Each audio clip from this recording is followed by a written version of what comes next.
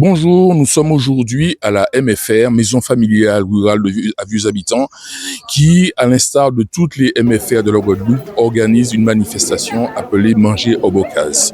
À ce titre, nous recevons Madame Vanessa Colombo, chargée de communication et de la formation au sein de cette unité. Madame Colombo? Oui, bonjour. Vous allez bien? Très, très bien, toujours positive et toujours dynamique. Une très belle journée, surtout pour l'événement que nous avons aujourd'hui à la MFR de la Côte-sous-le-Vent et dans beaucoup d'autres îles de la Caraïbe, à savoir l'événement Manger Bocaz. Vous n'êtes pas toute seule dans cette manifestation? Alors, pas du tout, effectivement. Donc, nous avons travaillé en réseau. Donc, nous avons deux associations qui font un travail formidable sur le territoire. Donc, nous avons KBM, Kanou Kaboué et Manger. Et nous avons aussi l'association Nouvelle Voix. Et le réseau MFR Guadeloupe s'est joint à cette action. C'est la première.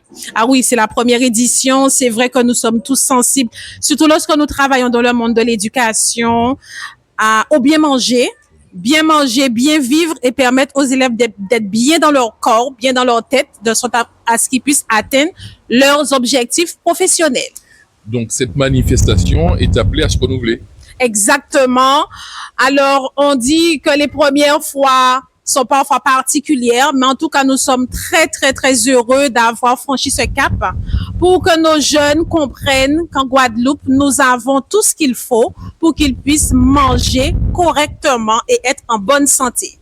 Pouvez-vous nous parler de vos partenaires dans cette manifestation? Alors, les partenaires, comme je vous l'ai dit, donc nous avons KBM qui fait un travail déjà remarquable au niveau de la Guadeloupe.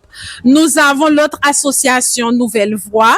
Nous avons, dont je fais partie, le réseau MFR Guadeloupe. Et à cette manifestation, à ce temps fort, nous avons les partenaires de la Caraïbe, à savoir l'île de la Grenade, nous avons l'île de Sainte-Lucie, nous avons la Dominique, nous avons Antigua, Anguille et la Guadeloupe, bien entendu. Les collectivités territoriales ont apporté leur contribution?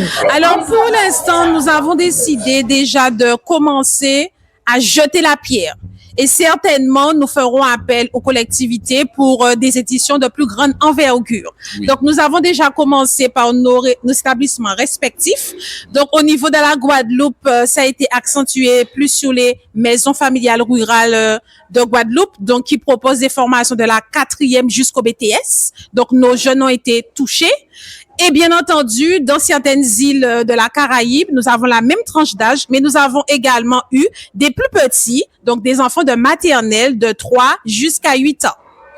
Mais j'arrive pas à comprendre le lien qu'il y a entre la maison familiale rurale en Guadeloupe et la maison familiale rurale qu'il y a au niveau de la Caraïbe. Alors, on parle pas encore de maison familiale de la Caraïbe. Hein.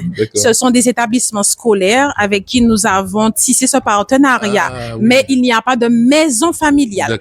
Par contre, effectivement, nous partageons les mêmes valeurs. Ce sont des valeurs humanistes, des valeurs culturelles avec la Caraïbe et des valeurs sociales. D'où cet intérêt qu'au niveau de la Caraïbe, nous puissions nous rejoindre, organiser cet événement ensemble aujourd'hui.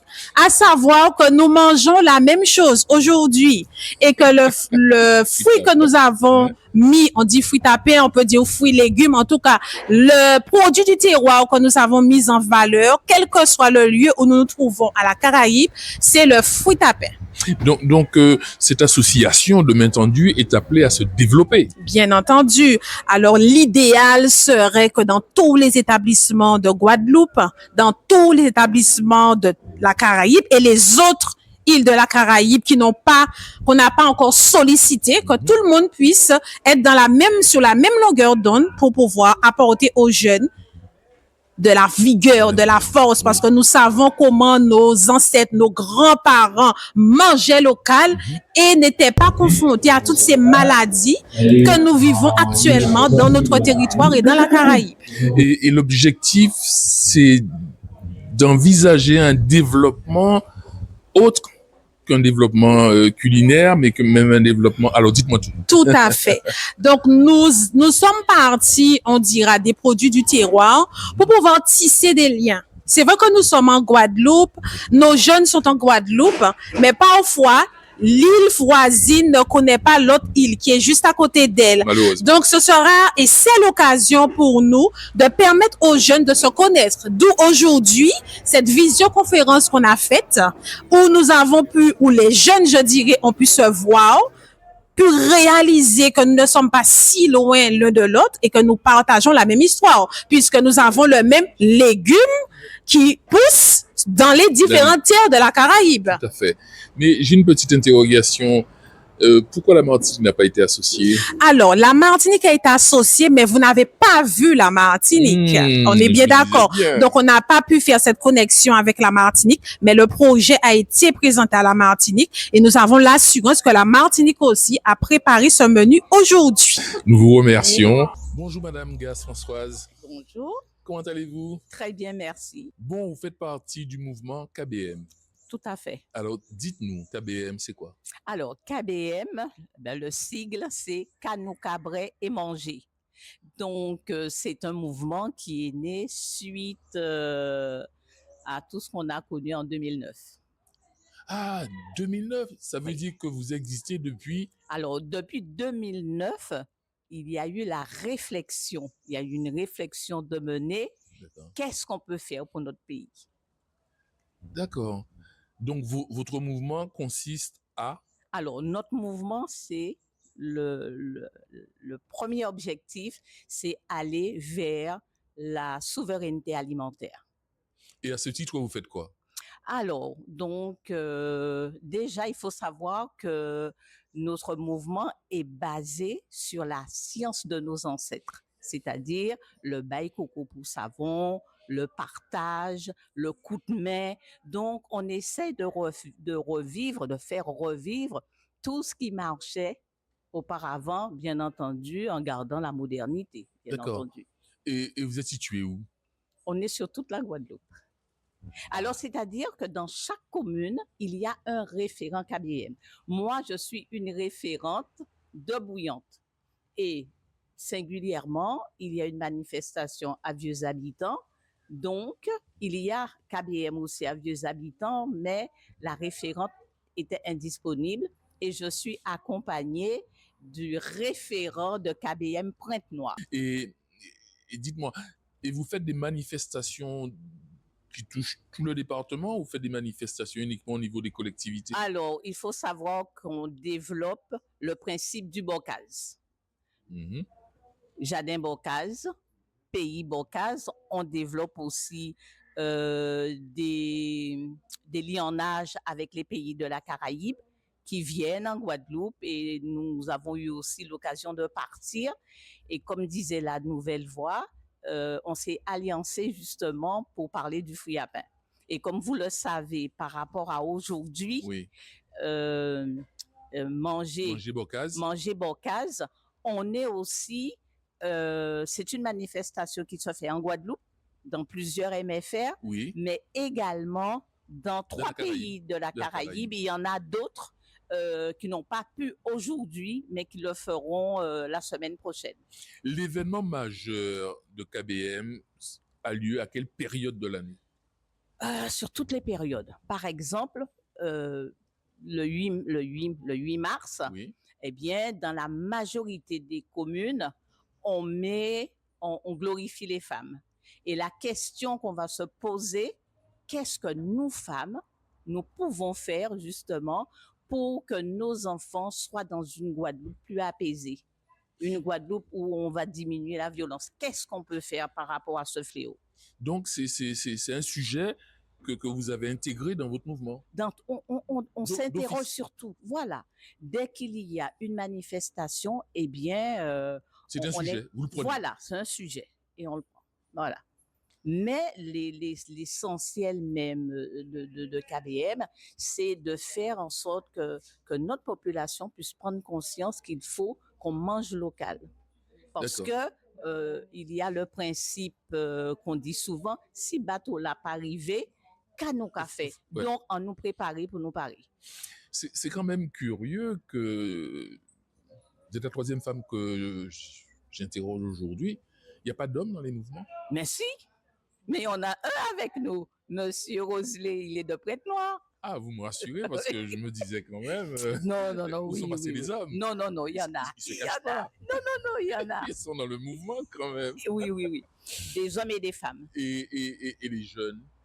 Les jeunes. Alors, vous voyez pourquoi nous sommes à la MFR de Vieux Habitants? Eh bien, Oui. nous sommes aussi dans cet aspect-là de transmission.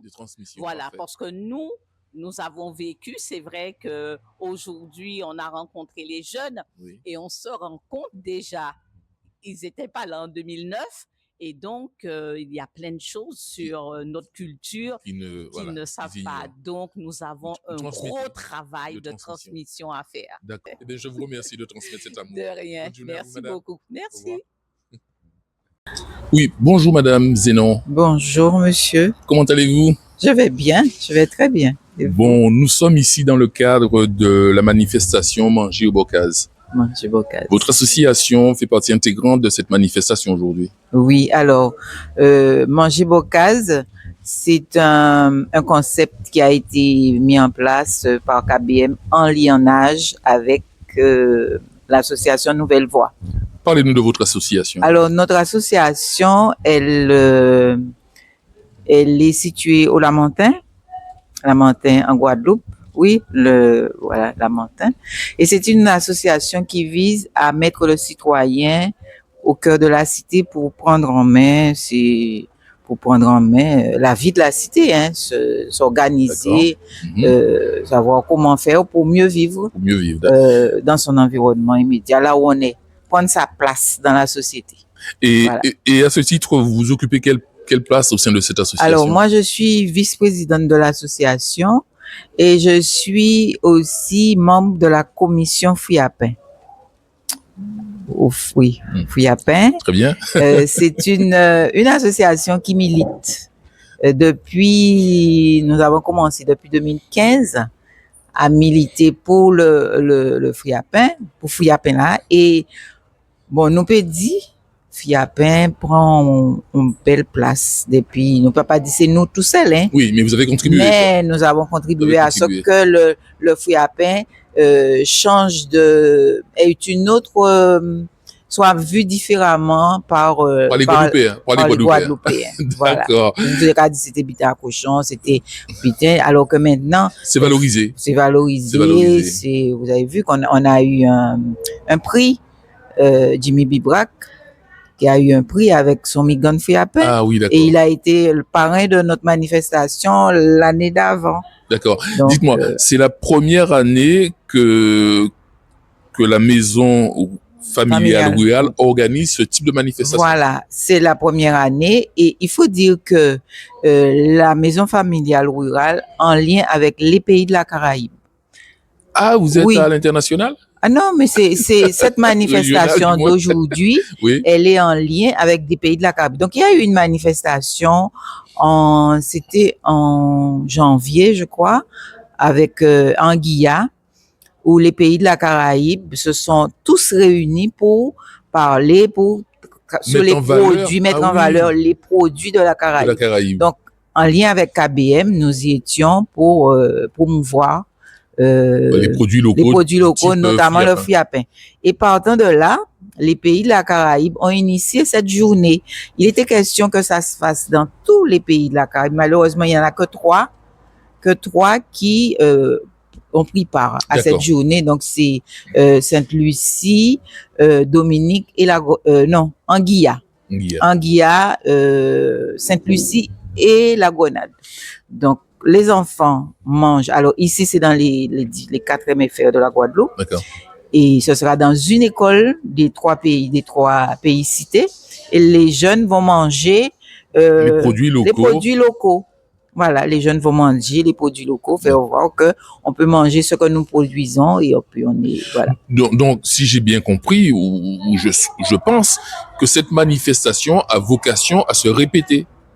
Ben, on l'espère et on espère que ça va pas. C'est vrai que nous travaillons déjà, Nouvelle Voie, nous travaillons déjà avec les écoles. Nous avons commencé avec le Nord-Bastère. Oui. Donc, passer en lien avec la caisse des écoles, proposer des menus fruits à pain. On a une journée, proposer des menus à base de fruits à pain. Nous avons aussi planté des arbres à pain dans les écoles. C'est une opération. Donc, Nouvelle Voie est déjà dans cette mouvance-là. Oui, d'accord. Donc, AMFR, c'est la première fois, mais je pense que ça ne sera pas la dernière.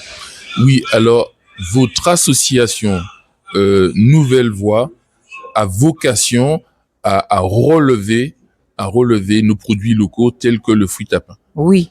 Pour inciter les gens à consommer. Et nous sommes, c'est vrai, en lien avec KBM qui a aussi cette vocation-là. Donc là, mais nous avons commencé plus sur le fruit à pain. Que pourriez-vous dire aux Guadeloupéens concernant justement les produits locaux, le fruit à pain, tout ça? Ah non, mais on disait ça tout à l'heure avec les enfants, les jeunes. Ben, on se porte mieux quand on mange les produits locaux. Ce qu'on produit. Et monsieur Henri-Joseph dit qu'il faut être locavore. Donc, il faut manger nos produits locaux. Bon, ben, je vais vous poser une question toute simple. Oui, à combien estimez-vous le prix d'un fruit à pain sur le marché? Alors, ça, c'est une vaste question. C'est une question qui peut être, comment on dirait ça? C'est problématique. Ça reste problématique puisque il n'y a pas de prix fixé. Donc, chacun va vendre son fruit à pain comme il l'entend. Et selon votre association, combien devrait-on vendre un fruit à pain sur Mais le je marché? ne peux pas vous donner cette réponse-là.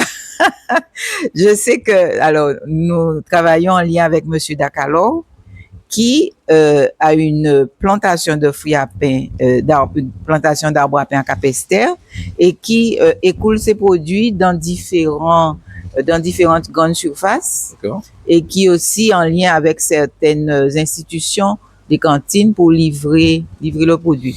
Mais le prix d'un fruit à pain, ça je ne saurais vous le dire. Donc tout ce qu'on peut vous souhaiter, c'est que votre association se développe et que suite à ce petit entretien, que les Guadeloupéens recommencent à consommer ce produit local qui est super bon parce que moi, on va manger. Oui, mais moi, je vais vous dire quelque chose. Nous faisons la fête du fruit à pain depuis 2015. Au Lamentin. Au Lamentin. Et depuis 2015, on peut dire que le regard des Guadeloupéens par rapport au fruit à pain a beaucoup changé. Donc, votre travail a un impact. Contribue. Voilà, je ne peux pas dire que c'est grâce à Nouvelle Voie seule, mais Nouvelle Voie a beaucoup contribué à ce que le fruit à pain prenne sa place. Dans tout le fruit à pain, grand viande. Donc, ça. Tout partout, il y a dans, quand il y a dans. Ok. Voilà, tout partout. Dans les grands restaurants, comme chez Jimmy Bibrac. Et dites-moi, votre association, est-ce qu'elle a fait des émules, par exemple, sur d'autres communes telles que Petit Canal, Port-Louis, Saint-François? Mais il y a d'autres associations qui travaillent aussi sur le fruit à pain, qui font des manifestations, oui. Ah, d'accord. Sur le fruit à pain. Okay. Mais nous... Eh bien, madame, c'est une organisation fruit à pain côté. Vous pouvez venir. Merci beaucoup, madame. Je vous en prie. Monsieur Bonalia, bonjour. Bonjour. Belle journée pour la manifestation. Oui, effectivement. Donc je crois, ça touche à sa fin, mais ça reste une belle réussite. Tout à fait. On a pu atteindre les objectifs qu'on s'était fixés au départ. Oui. Et donc, nous sommes pleinement satisfaits. Dites-moi, monsieur Bonalia, la maison familiale rurale de Vieux Habitants existe depuis combien d'années? Alors, la MFR de Vieux Habitants existe depuis 1980. 1980. Et il y en a combien sur le département? Alors, il y a aujourd'hui 4 maisons, plus une fédération. Donc, la MFR de Petit Canal, la MFR du Lamentin et la MFR de Bémao. Et la fédération est située à Bastia. Mais la première, c'est qui? C'est quelle commune? Alors, la première MFR donc, est aujourd'hui actuellement fermée. C'est laquelle? Donc, c'était la MFR de Sainte-Rose. Marie-Galante. De Marie-Galante. Marie-Galante, excusez-moi. Et en quelle année elle a été érigée, elle a été initiée? C'est en quelle année qu'on a conçu cette MFR à Marie-Galante? En quelle année? 1978, si je ne me trompe pas. D'accord. Donc elle est fermée aujourd'hui? Oui, actuellement, Marie-Galante est fermée depuis 2024. D'accord, c'est dommage. Vous avez combien d'élèves ici sur la MFR Vieux Habitants? Combien d'élèves il y a? Alors cette année, nous avons 119 élèves à la MFR Vieux Habitants, donc qui sont scolarisés donc dans les classes de la 4e jusqu'au bac pro, donc 4e, 3e de l'enseignement agricole. Et sur les bacs pro, donc nous avons le bac pro service aux personnes et animation des territoires, le bac pro technicien conseil vente en alimentation et le bac pro depuis la rentrée de septembre, le bac pro conduite et gestion de l'entreprise agricole. D'accord. Pour un élève, le coût moyen s'élève à combien dans cet établissement?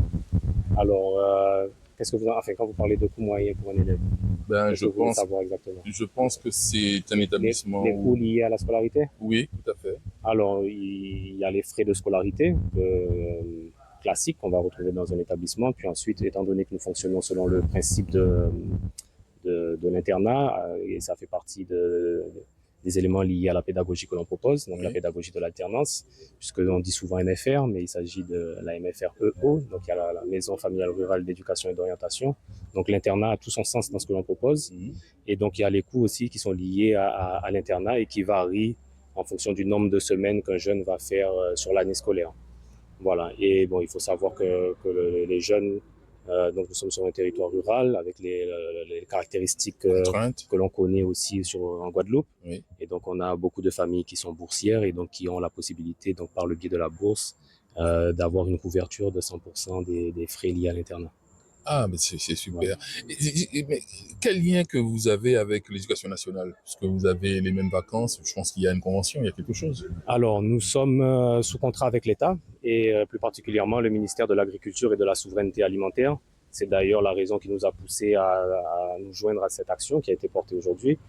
Et donc, nous sommes sous la tutelle du ministère de l'Agriculture, mais pas de l'Éducation nationale. D'accord. Voilà. Donc, rien ne vous est imposé au niveau des matières enseignées Alors, on suit des référentiels. On est quand même affilié au réseau des maisons familiales rurales de France, qui comprend environ 430 MFR en France et dans le monde. Ouais. Et par notre rattachement au ministère de l'Agriculture, donc nous avons, donc on dispense les diplômes qui sont proposés, donc que je vous exposais tout à l'heure, et dans lesquels il y a des référentiels que nous devons suivre. Donc la pédagogie qu'on propose nous permet une certaine liberté, mais tout en restant quand même dans un cadre. Voilà, dans un cadre, sachant que nous sommes contrôlés comme n'importe quel établissement. Nous sommes un établissement sous contrat, oui, donc nous avons certaines obligations. Quel est le statut de ce type d'organisme? Alors, les MFR sont des associations. Ce sont des associations qui sont des associations dans lesquelles on retrouve un conseil d'administration composé de parents, d'anciens parents, de maîtres de stage. D'accord. Et donc, c'est le conseil d'administration qui définit les grandes orientations, notamment à travers le projet d'association. Et ensuite, il s'appuie sur une équipe éducative dans laquelle on retrouve l'ensemble du personnel qui constitue les maisons, donc les enseignants, qu'on appelle chez nous les moniteurs, et le personnel intendance qui va assurer la partie qui est liée justement à l'internat, principalement, donc le cuisinier, le commis de cuisine, etc. Et vous avez ensuite le personnel administratif, donc comptable, secrétaire, assistant de direction, pardon, et le directeur. Donc, à combien évaluez-vous à quel taux évaluez-vous le nombre d'élèves en internat et ceux qui ne sont pas en internat? Parce que alors, certainement. Le principe, comme je vous ai dit, MFR EO, donc voilà, c'est l'internat est obligatoire pour tout le monde. Voilà, l'internat est obligatoire, donc tous nos élèves sont en internat. Le seul élément, il peut y avoir certaines contraintes qui peuvent toucher un jeune, et à ce moment-là, on peut faire une exception, mais ça reste très rare. D'accord. Et à combien évaluez-vous le taux d'élèves qui, une fois sortis de cette institution, arrivent à trouver des débouchés professionnels au sein même du département? Alors, dans tout ce que l'on met en place, donc c'est-à-dire que notre objectif, nous sommes cofinancés par l'Union européenne et nous essayons de mettre en place le maximum d'éléments pour améliorer l'employabilité des jeunes. Donc sur cette partie-là, par exemple, on va travailler le parcours de qualification du jeune. Donc un jeune qui va rentrer à la MFR sur sa filière Bac Pro, par exemple, va pouvoir passer de nombreuses formations, comme les formations prévention risque lié à l'activité professionnelle, les formations software secouriste au travail, la langue des signes française. Il passe également, puisque nous sommes également auto-école solidaire, donc le code de la route et le permis de conduire. Donc, sans compter tout ce que l'on met en place autour, qui est lié purement à la pédagogie, donc qui vise, comme je vous le dis, à faire en sorte que les jeunes aient des facilités d'insertion ou de poursuite d'études. Après, le territoire est ce qu'il est, et malheureusement, c'est pas facile pour nos jeunes, et on voit ce qui se passe depuis plusieurs années avec les nombreux départs de jeunes vers l'Hexagone, mais on a beaucoup de jeunes qui poursuivent les études, qui sont en lien avec les filières que l'on propose, et certains qui tentent directement de rentrer directement sur le marché du travail et avoir leur première expérience. D'accord. Et pour finir, dites-moi, en termes de comment dirais-je, en ce qui concerne les travailleurs qui veulent une formation, est-ce qu'on fait de la formation continue pour des adultes qui sont déjà, qui occupent déjà un emploi et qui voudraient se former sur une activité ou sur quelque chose Qu'est-ce que vous proposez alors? Alors, depuis 2024, donc, nous sommes lancés toujours grâce à un financement de l'Union européenne sur la formation continue pour adultes. Pour adultes, voilà. Donc, nous visons principalement les demandeurs d'emploi qui sont situés sur la côte Sous-le-Vent et le Grand Sud Caraïbes par extension. Et nous proposons donc des titres professionnels de niveau bac, donc toujours autour du service. Parmi les titres que l'on propose, donc on a par exemple l'agent de service médico-social, l'agent de médiation information service, on a le titre professionnel conseiller de vente, le titre professionnel agent de propreté et d'hygiène, garde d'enfants, le titre professionnel garde d'enfants. Et donc ce sont des titres qui sont réalisés sur des périodes très courtes et voilà, que l'on propose déjà depuis 2024. Donc on a déjà eu une première programmation et là on a une seconde programmation sur l'ensemble des titres que je vous ai évoqués à partir d'avril 2026, donc sur 2 ans, et donc 2 titres par semestre à peu près. Ok, merci beaucoup, nous vous remercions. Passez une bonne journée et merci encore de nous recevoir. Reportage de Max Darlis et Franz Placerda.